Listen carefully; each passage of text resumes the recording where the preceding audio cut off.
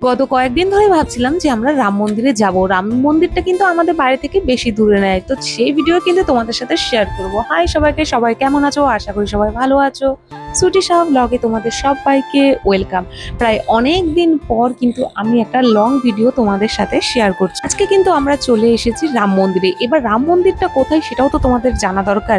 বিশ্ব বাংলা পার করেই কিন্তু আমরা ইকো পার্কের 4 নম্বর গেট পার করেই কিন্তু এই রাম মন্দিরটা। এখানে কিন্তু হনুমানজির 151 ফুট দীর্ঘ একটা মূর্তির জন্য কিন্তু বিখ্যাত। সবাই কিন্তু এই মূর্তিটা দেখার জন্য কিন্তু দূর দূর থেকে আসে। আর এতটাই সুন্দর, তোমরা অনেকেই হয়তো এই রাম মন্দিরে এসেছো। তো রাম মন্দিরের ভিতরে তো আমরা প্রবেশ করে নিয়েছি, আর এটা হচ্ছে বাইরেটা।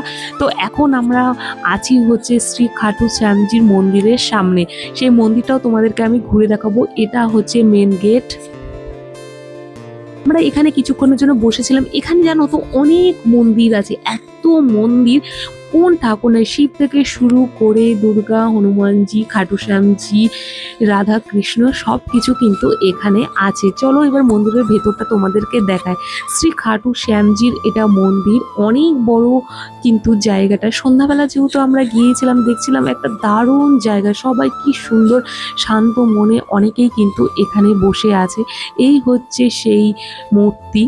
আমি কিন্তু এর আগে কোনোদিনই কিন্তু খাটু শ্যামজির মূর্তি কোনোদিনই সামনে থেকে দেখিনি। এই প্রথম এই মন্দিরে আমি আসলাম, আর সামনে থেকে দেখে তো আমি খুবই আনন্দিত হয়েছিলাম, কারণ এতদিন আমি সামনে থেকে কোনোদিনই দেখিনি।